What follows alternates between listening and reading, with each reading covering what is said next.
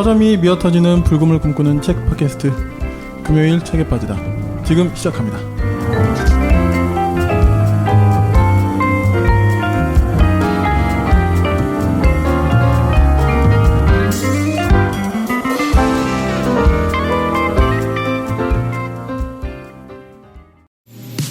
그래 나라도 그래 들어보니 알겠어.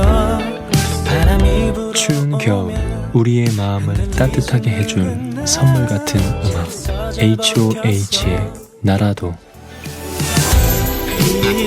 지금 각종 음원 사이트에서 확인해보세요. 지친 내 영혼의 무게가 때론 버거워도. 안녕하세요, 불금 PD입니다. 지난주에 이어 휴식기에 대한 공지를 다시 알려드립니다. 저희 멤버들이 이번 주에 모여서 회의를 했는데요. 앞으로 금책바의 미래에 대해서 이런저런 이야기들을 함께 나누었습니다. 아마 시즌2가 시작되면 저희의 계획들을 조금씩 선보여드릴 수 있을 것 같습니다. 잠정적으로 저희 휴식기는 2월까지 가지고 3월부터 새로운 녹음을 시작하기로 하였습니다. 그때까지는 잡지의 말 코너나 책의 한 대목을 읽어드리는 낭독 코너로 금요일에 업로드 하겠습니다. 추운 겨울 모두 건강하세요. 감사합니다. 오늘 읽어드릴 잡지의 말은 문학잡지 악스트 27호 2019년 11월 12월호에 실린 김초엽 작가님의 에세이 차가운 우주의 유토피아입니다. 지난주에도 오늘의 SF 창간호의 인트로 글을 읽어드렸었는데 오늘은 SF 작가님의 에세이네요. 김초엽 작가님은 단편집 우리가 빛의 속도로 갈 수 없다면이라는 작품으로 많은 사랑을 받았죠. 2019년 오늘의 작가상을 수상하시기도 했습니다. 읽어드릴 에세이는 김초엽 작가님의 작품을 읽으신 분에게도 또 앞으로 읽으실 분에게도 김초엽이라는 작가의 글을 더 잘 이해하게 해줄 글이라는 생각이 듭니다. 악스트 27호 김초엽 작가의 에세이 차가운 우주의 유토피아입니다.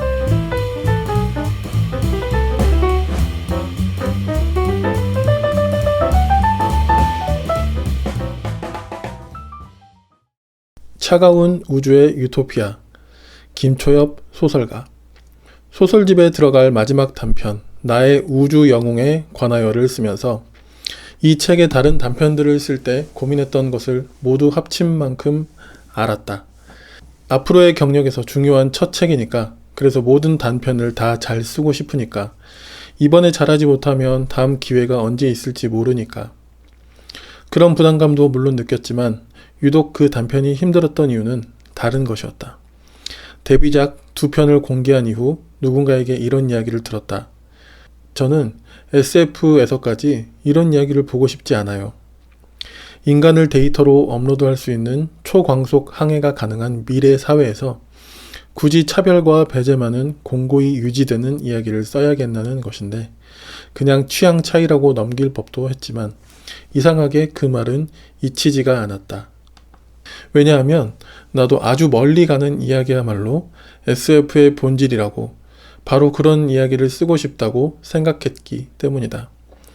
인간성 자체가 무의미해지는 세계를 그릴 수 있는 것이 SF인데 그 미래의 구질구질한 현재 문제들을 그대로 가져가 탐구할 필요가 있을까? 그건 현실을 다루는 문학의 몫이 아닌가? SF가 할 수 있는 이야기는 좀 더 멀리 갈 수 있지 않나? 나는 맞아, 사실은 나도 먼 곳의 이야기를 쓰고 싶었어 생각했다. 그것을 의식해서 그 이후로 외계인을 만나거나 외계인과 공생하거나 지구 밖으로 떠나는 이야기를 완성하기도 했다. 그런데 이상하게 내 인물들은 멀리 갈 때조차 늘 조금씩 현실의 발목이 붙들려 있었다. 특히 마지막 단편을 쓰면서는 SF에서까지 이런 이야기를 보고 싶지 않다니까 하는 말이 계속해서 귓가에 들려오는 것 같았다. 그 단편은 소설집 전체에서 가장 이런 이야기에 해당하는, 그러니까 우주와 사이보그가 등장하긴 하지만 인물들은 꿉꿉한 현실에 붙잡혀 있으며 마침내 어딘가 유쾌하지 못한 선택을 하는 이야기였기 때문이다. 생각해보면 내가 처음에 SF를 좋아하게 된 것은 그보다 앞서 과학에 빠진 이유는 나를 현재로부터 멀리 벗어나게 해준다는 점이었는데 지금 나는 왜 이런 이야기를 쓰고 있을까? 운명처럼 과학을 좋아하게 되었던 순간들을 기억한다. 중학생 때 도서관에서 코스모스와 거의 모든 것의 역사를 빌려 읽던 시기였다. 그 다음이 무지개를 풀며 풀하우스, 과학적 경험의 다양성이었다. 서가의 과학책을 되는 대로 꺼내 읽고 책 날개의 다른 책들까지 모두 찾아 읽었다. 빅뱅에서 우주의 종말로, 최초의 RNA에서 외계 행성의 생명체로, 드넓은 시공간을 오가다 보면 나를 둘러싼 작은 동네에서 일어나는 사건 같은 건 아주 사소하게 느껴졌다. 아무튼 나를 과학의 세계로 이끈 건 그런 책들이었다. 이 세상은 규칙과 질서로 가득 차 있다고, 영원한 미질은 없다고 말해주던 책들. 과학은 비록 불완전하지만 그럼에도 우리가 가진 최선의 도구라고 말해주던 책들. 그때 읽은 책들을 하나씩 사들여 책장에 꽂아두었는데 지금도 그걸 보면 규칙들 사이로 도피하고 싶었던 과거의 내가 떠오른다.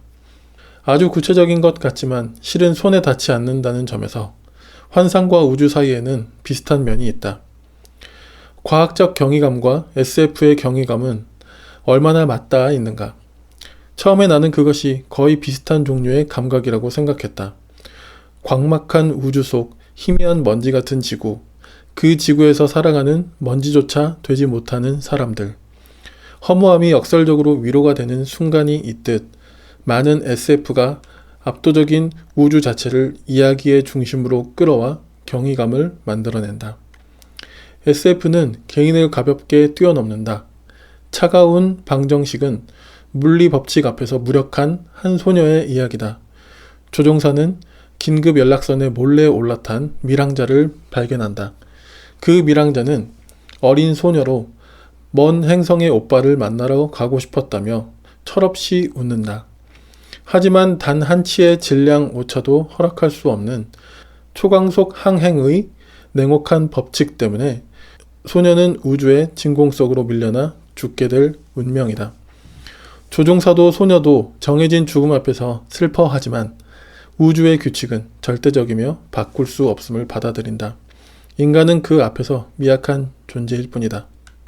이 단편을 처음 읽었을 때 나는 그것이 우주 속의 아무것도 아닌 인간을 말하는 충격적이고 대단한 SF라고 생각했다. 오랫동안 좋아하는 작품으로 늘 손꼽았고 여러 SF 독자들에게도 무척 강렬한 인상을 남긴 단편이다. 그런데 조금씩 천천히 이 소설에 대해 의문을 품기 시작했던 것 같다. 규칙은 정말로 절대적일까? 어차피 자연환경은 인간에게 온정적이지 않고 기술은 늘 냉혹한 자연에 맞서는 방향으로 발전하지 않았던가? 사람들은 과거의 불행한 사고로부터 배우고 그것이 재현되지 않도록 새로운 방법을 찾는다. 그런데 하필 이 소녀에게만 차가운 죽음의 방식이 적용되어야 할 이유는 무엇일까? 소설박 독자들이 단지 철이 없었을 뿐인 소녀의 죽음에 안타까움을 느끼고 잔혹한 우주의 법칙에 압도되고 다시 편안한 지구로 돌아오는 감각을 느끼게 하려고?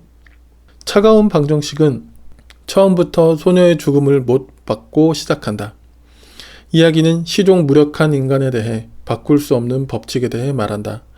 죽음 외에는 다른 어떤 결말도 없어 보인다. 그런데 나중에 나는 이 차가운 방정식의 결말을 작가가 여러 번 고쳤었다는 사실을 알게 되었다. 처음에 작가는 소녀를 구하는 결말을 쓰려고 했지만 편집자의 요구에 따라 무정한 물리법칙과 소녀의 무력함이 강조되는 결말로 글을 완성했다.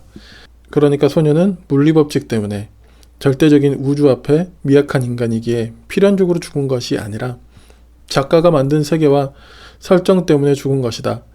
소녀는 살아남을 수도 있었다. 작가가 그러기를 원했다면. 그 이후 나는 다른 SF를 많이 접했다. 어떤 작품들은 여전히 규칙을, 물리 법칙을, 압도적인 세계와 그것을 바꿀 수 없는 인간을 말했지만 나는 주로 다른 이야기에 마음이 이끌리곤 했다. 두려움에 맞서며 그 우주를 미약하게나마 흔드는 사람들의 이야기를, 실패하고 무너지고 비합리적인 선택을 하지만 무력함을 넘어서는 이야기를. 그것은 SF만이 할 수 있는 이야기는 아니었지만 내가 SF에서 읽고 싶은 이야기였다. 그것은 내가 원하던 종류의 경이감이었다. 그들은 영웅이 아니다. 하지만 법칙에 지지 않는다. 나는 아마도 그런 것을 쓰고 싶었던 것 같다. 생각해보면 칼 세이건은 창백한 푸른 점에서 이 지구가 우주 속 창백한 푸른 먼지에 불과하므로 우리는 아무것도 아니라고 말한 적이 없다. 그렇게 희미한 먼지에 불과한 이 행성이 우리의 모든 삶과 기억이 머물렀던 유일한 장소이기에 이 세계를 더없이 사랑해야 한다고 말했다. 과학은 지금 우리가 있는 행성, 발 디딘 장소, 거대한 세계 속 미약한 우리의 존재를 말해준다. SF의 과학도 어느 정도 그런 역할을 한다. 하지만 그 미약함을 직시한 사람들이 무엇을 하기로 선택하는가는 과학이 말해주는 영역이 아니다. 어쩌면 우리는 그 세계 속에서 미약하면서도 존엄하기를 선택할 수 있다. 그 결정은 미약하기에 더 경이로울 수도 있다. 그러면 이제 다시 처음의 질문. SF는 이보다 더 멀리 갈 수 있는 장르가 아닌가? 인물들에게 해방을 주고 싶다면 현재의 족쇄를 재현하는 대신 애초부터 차별과 배제가 없는 세계를 만들면 되지 않을까? 물론 그럴 수 있다. 어느 단편에서 나는 그런 세계를 만들었다. 어떤 차별도 불행도 없는 세계였다. 그런데 이 세계를 기껏 만들어 놓고 나는 소설의 마지막에 그곳에 살던 아이들이 지구로 돌아와 법칙에 맞서게 했다. 그들을 위한 결말은 아니었다. 그들은 미약한 개인에 불과하고 냉혹한 세계를 손쉽게 바꿀 수는 없을 것이다. 그것은 결국 지구를 떠날 수 없는 이곳에 붙들려 살아가야만 하는 나를 위한 결말이었다. 글을 발표한 이후에도 한동안 나는 그 선택이 나 이외에 누구를 위로할 수 있을지 전혀 확신이 없었다. 첫 책을 낸 이후 어떤 리뷰를 읽었다. 그 리뷰를 쓴 이는 소설 속의 세계에 가본 적 없는데 이상하게 그곳이 그립다고 말했다. 나는 그 문장을 계속해서 여러 번 다시 읽었다. 우리는 왜 가보지도 못한 세계를 그리워할까? 사람들은 유토피아를 꿈꾸면서도 사실은 유토피아가 없다는 것을 안다. 차가운 우주는 유토피아를 허용하지 않는다. 그곳은 존재하지 않기 때문에 영원히 그리운 세계이다. 하지만 소설이 할 수 있는 일은 그 모순에 맞서며 다른 세계로 가는 길을 애써 상상해보는 것이라고 이제 나는 생각한다.